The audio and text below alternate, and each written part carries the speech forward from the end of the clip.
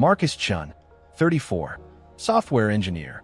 He'd booked a last-minute trip to Mexico, Cabo San Lucas, all-inclusive resort.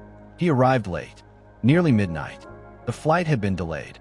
His luggage was lost, and by the time he got to the front desk, he was too exhausted to care about anything except finding a bed. The woman at the desk was polite, smiled, handed him his room key, told him he was on the 4th floor, room 407. She mentioned the restaurant was closed, but there was a vending machine down the hall. He thanked her, took the elevator up, and stepped out into a hallway that felt wrong. The lights were dim. Half of them weren't working. The carpet was damp. Not wet, just damp, like someone had cleaned it hours ago and it still hadn't dried. And the air smelled like chlorine, strong, like a pool that had been overtreated. He walked to his room, slid the key card. The lock clicked green. He pushed the door open and stopped. The room was freezing. The air conditioning was on full blast. The curtains were open, and the sliding glass door to the balcony was unlocked. He stepped inside, checked the bathroom. Empty. Checked the closet. Nothing. He locked the balcony door, turned off the AC, and sat on the edge of the bed. His phone buzzed. A text from the airline. His luggage would arrive tomorrow. He plugged in his phone, set an alarm, and lay down. He didn't sleep. Not really. He kept hearing things. The hum of the mini fridge, the drip of a faucet in the bathroom, and something else. Something he couldn't place. A sound like breathing, faint, rhythmic, coming from somewhere in the room. He sat up, turned on the light, looked around. Nothing. He checked the bathroom again. Still empty. He turned off the light, lay back down, and that's when he heard it again. Closer this time. He grabbed his phone, used a flashlight, swept it across the room, the closet, the desk, the corners, and then he saw it, the vent. Above the bed, the metal grate was loose.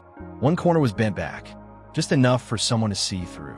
And in the beam of his flashlight, he caught movement, a shift in the darkness, like someone pulling back. He didn't wait. He grabbed his phone, his wallet, his shoes, and walked straight to the door.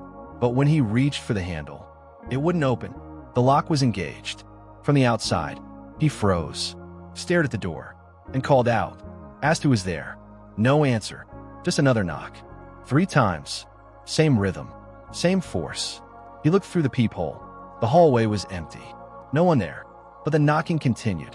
3 times. Then a pause. Then 3 more. He backed away from the door, pulled out his phone. No signal. He tried the balcony, locked from the outside now. He didn't remember locking it. He tried the bathroom window, sealed shut, painted over. And then the knocking stopped. The room went silent. He stood there, heart pounding, waiting, and that's when he heard it. The sound of a key card sliding into the lock. The door handle turned, slowly, and the door began to open. He shouted, told them to stop, asked who they were. The door kept opening, and then he saw a hand, pale, fingers wrapped around the edge of the door, pushing it wider. He didn't see a face, didn't hear a voice, but he saw enough. He grabbed the desk chair, shoved it against the door, and screamed for help. Screamed until his throat was raw. The hand pulled back. The door slammed shut, and he heard footsteps, running, fast, down the hallway, away from his room. He stayed awake until sunrise. Didn't move the chair, didn't open the door. And when the light finally came through the curtains, he called the front desk. A man answered, different voice from the night before. Marcus explained what happened. The locked door, the knocking, the hand. The man was quiet for a long time. Then he said, "Sir, the 4th floor has been closed for renovation for the past 3 weeks. You shouldn't have been placed there." Marcus asked what he meant. The man said the key card system must have malfunctioned, that he'd send someone up right away. But Marcus didn't wait. He moved the chair, opened the door, and looked out into the hallway. Every door on the floor was open, not just a crack, wide open, and every room was empty. No furniture, no beds, just bare walls and concrete floors. He walked to the elevator, pressed the button, and as he waited, he looked back down the hallway. At the very end, in the last room, he saw movement, a figure, standing in the doorway, watching him. He got in, pressed the button for the lobby. And as the doors closed, the figure started walking toward him. He checked out that morning, didn't ask for a refund, didn't file a complaint. He just left. And when he got home, he found something in his jacket pocket, something that wasn't there before. A key card, room 413, a room he'd never been to, with a handwritten note taped to the back. It said, "You were supposed to stay."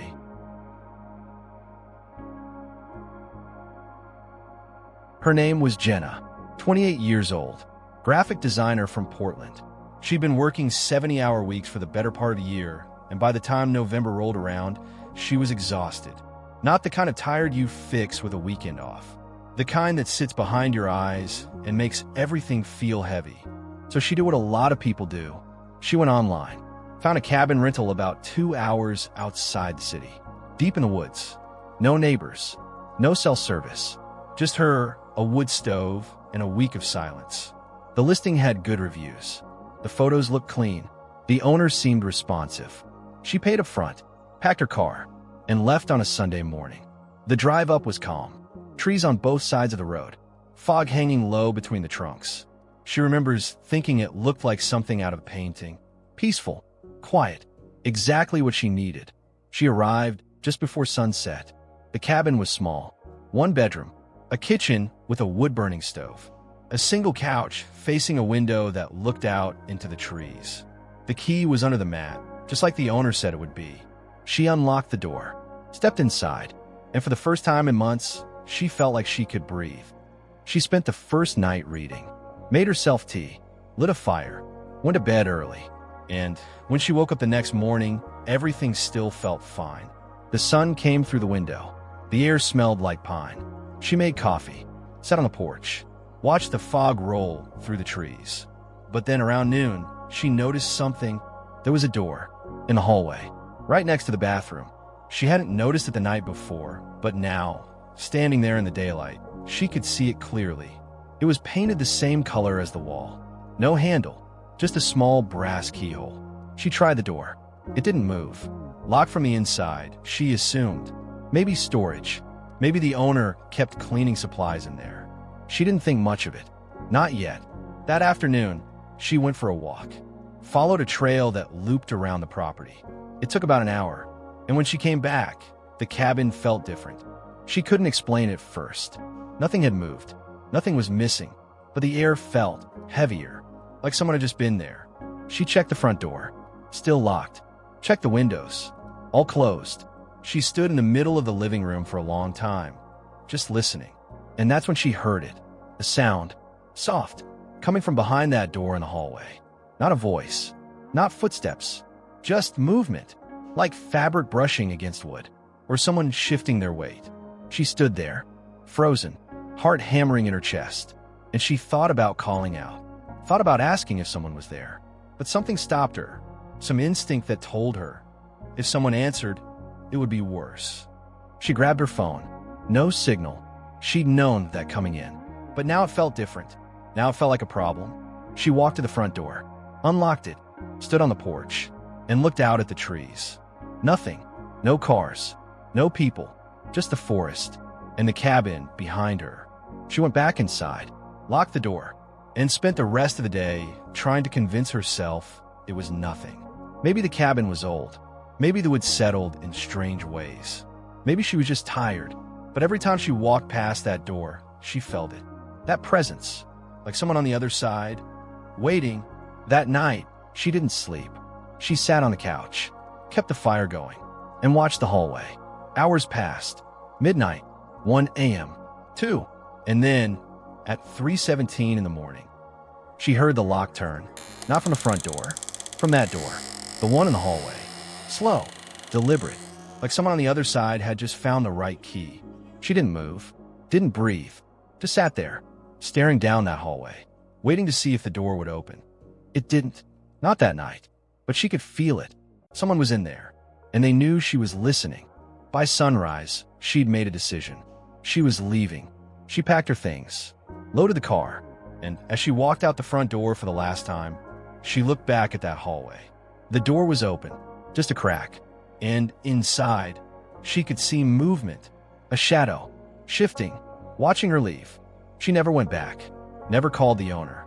And when she checked the listing a week later, it was gone, deleted, no reviews, no photos, like it had never existed. But here's the part that still keeps her up at night. A month later, she got a message from an unknown number. No caller ID, just a text. It said, "You left your book behind."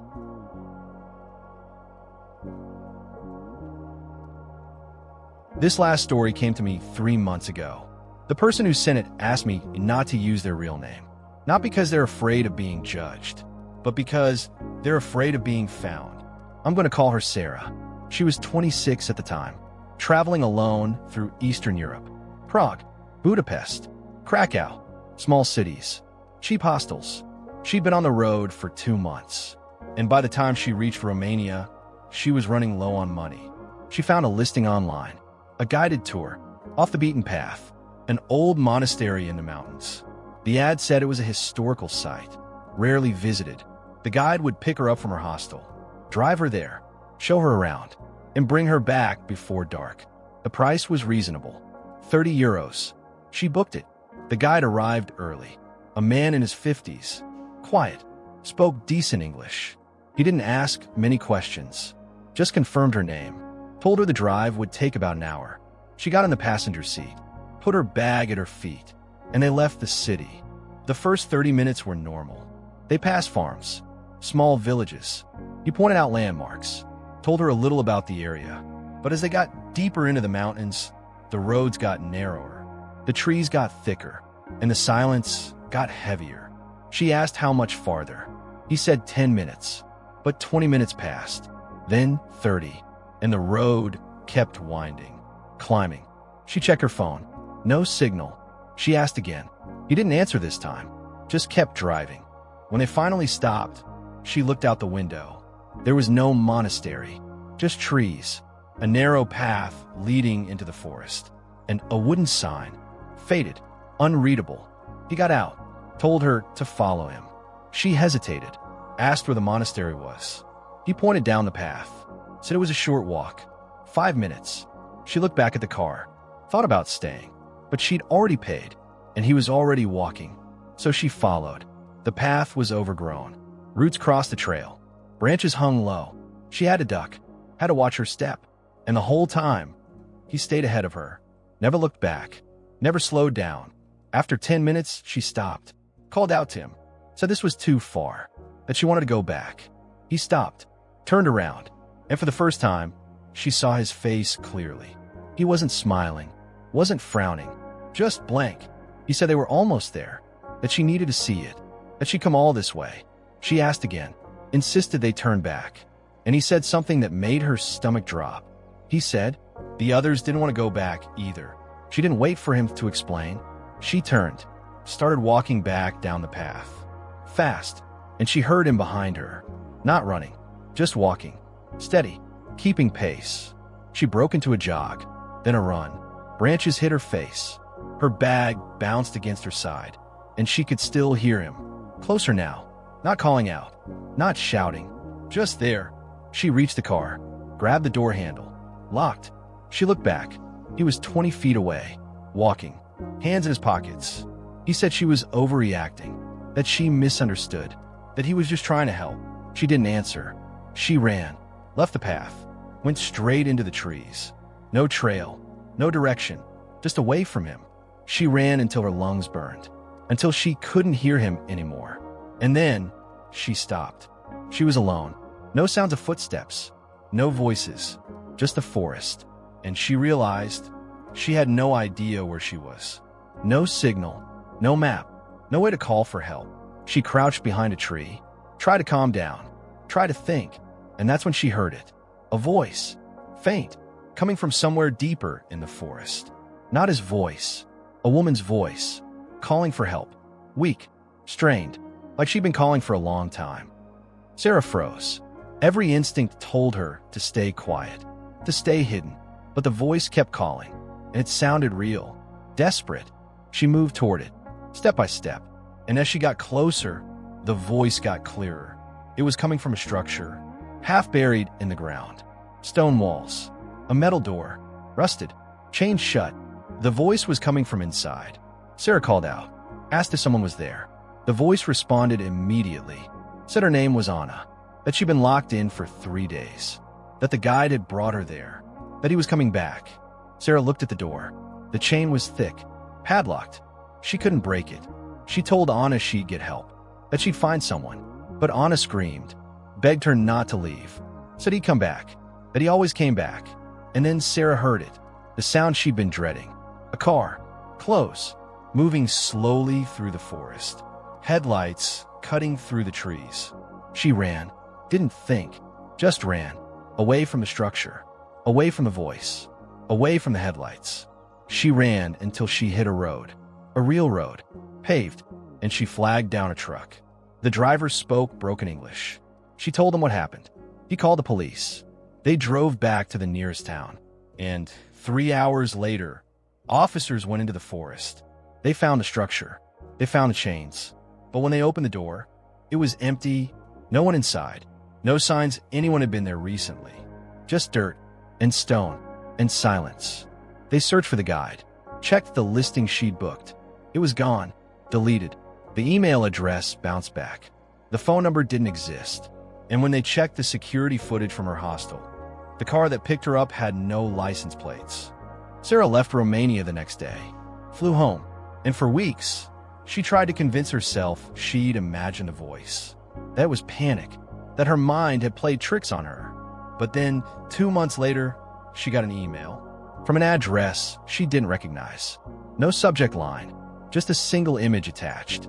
It was a photo of her running through the forest, taken from behind, and in the bottom corner, a timestamp from that day, and a caption, "You shouldn't have left Anna."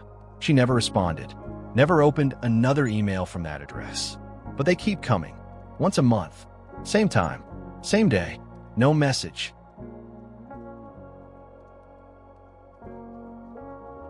The last one she received was taken from outside her apartment 3 weeks ago. These stories are still happening. Right now, someone is booking a trip, getting in a car, walking down a hallway they shouldn't be in.